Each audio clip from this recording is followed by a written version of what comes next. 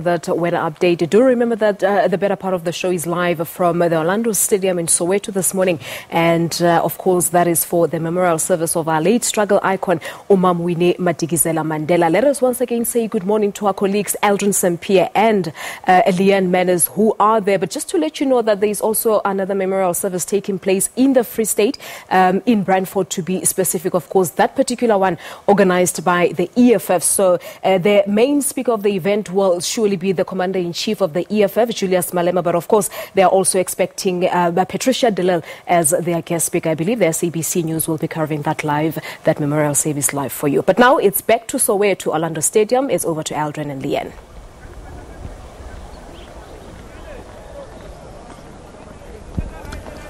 Welcome back to the Orlando Stadium, and this of course is going to be the memorial service. This is where the memorial service for Mama Winnie Madikizela-Mandela is taking place at 11 o'clock this morning. Well, if I'm not mistaken, I don't have a television monitor in front of me, but I do know that the technical director had told me that the visual that you'd have was a very, very close view of Mama Winnie's house from the stadium. So we were zooming in from one of our cameras, and that just shows you how close proximity it is from the stadium to her house. And I think there couldn't have been a better venue for the memorial service. And of course the family, I imagine, quite insistent that this being where her heart is, where her home always was, and certainly Orlando being a place where she walked the streets and absolutely loved the people for the majority of her life until of course her passing. So this is where the memorial will be, and people that love her. Now, I was also speaking to Pule Mabe, who we'll speak to a little bit later on in the program, who is the ANC spokesperson, telling us that the different areas where people are coming to catch the transport to get here, it is packed already. So please make your way down there if you are wanting to come to the memorial service, because I have a feeling that it is going to be a very, very busy one, and try and make your way there as early as possible. Well, joining us now to talk a little bit more, we've got Victor Dlamini. He, of course, is the spokesperson for the Mandela, or the Madikizela-Mandela family, and a great friend as well of Mama Winnie, and I'm sure feeling a little bit emotional as he stands here in the hometown of Mama Winnie. It's so good to see you, Victor, and welcome to Morning Live.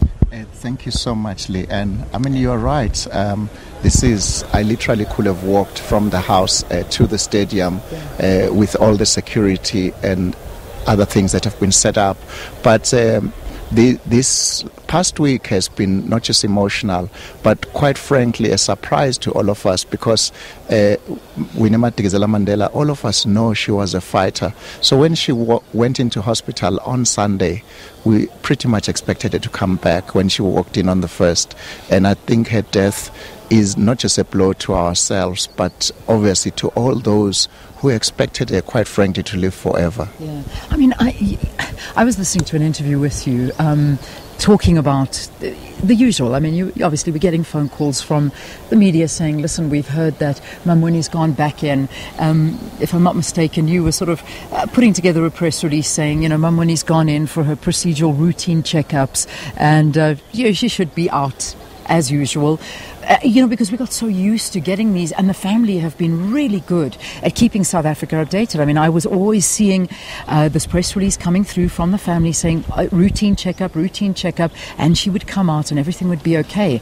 But this time, I was just taken aback by this one, and what I gathered from the interview that you did, you were just as taken aback. You weren't expecting this, were you? Well, I was speaking to the family members that were at the hospital, and they told me, obviously she went into the hospital on the Sunday at 7 p.m. After having spent the day with family and going to church, which she did regularly. So I knew that she had gone into hospital, and I had been on a flight myself to New York with my daughter. So in the morning, when I woke up, I got the news that her condition had worsened. But I knew that the doctors at Mill Park Hospital were great. So there was really nothing to worry about, to be quite frank. But I suppose that's the thing about death. It strikes without warning. So when I had to change my press release from "she's gonna be fine" to "in fact she's gone," it was incredible. To you read the words that you've just written, and you can't believe them yourself, so you are in that state of disbelief. Yeah. I mean, I myself, when I read it, I thought to myself, oh, here's fake news again. And then suddenly it was just spreading fast and furiously, and there was nothing fake about it. It was real. So I can only imagine what it was like for you to actually sit there and type those words. I wouldn't have wanted to be in your position.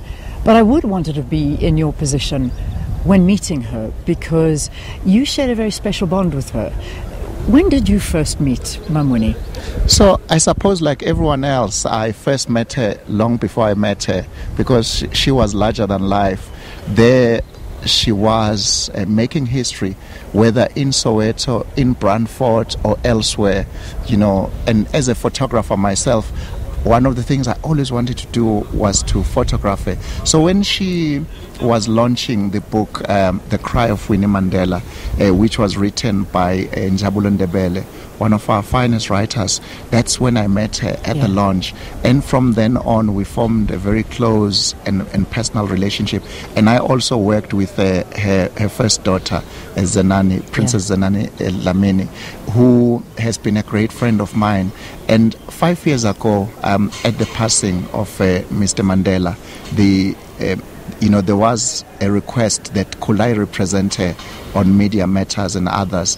And I also had the fortune of speaking to her at the launch of her book, 491 Days, which was launched at Constitution Hill.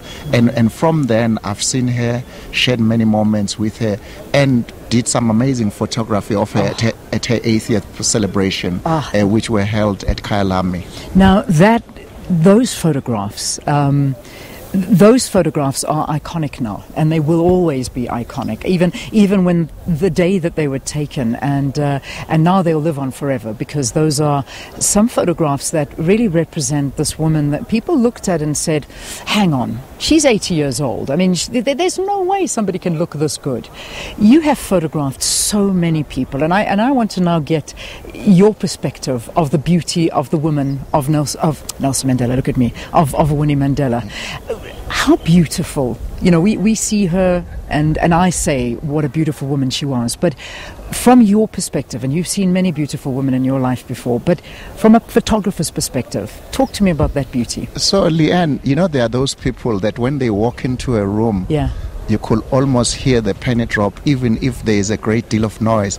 When she walked in, whether to the studio or to any space, you just know that there was something magical going on. So, and when you train that lens on her, you as a photographer are transfixed, because not only did she have that radiance, and you talk about her at 80. I mean, the talk particularly on social media was, what did she do? Yes, that's what I wanted to bring up. I didn't know how to bring it up.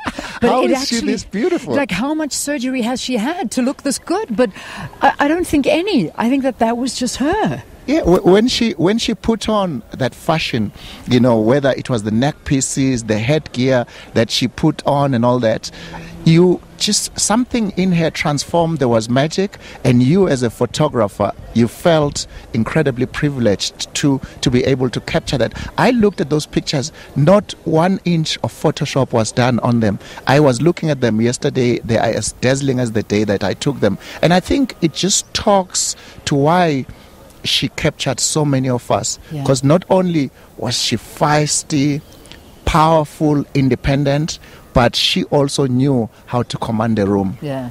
What was it? Just as we close up, what was it? Was it the eyes? Was it the smile? Was it the nose? I mean, she has the most beautiful nose. Was it the jawline, or was it the package? I mean, there's always something about someone that captures you, but what was it about her? So, Alf Kumalo, the great photographer who taught me a lot of what I know, told me one thing, said she knew just when to look away.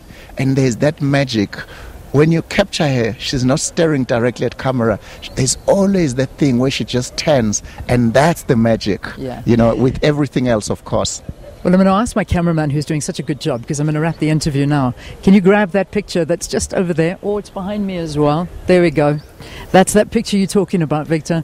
She's just looking away from the camera.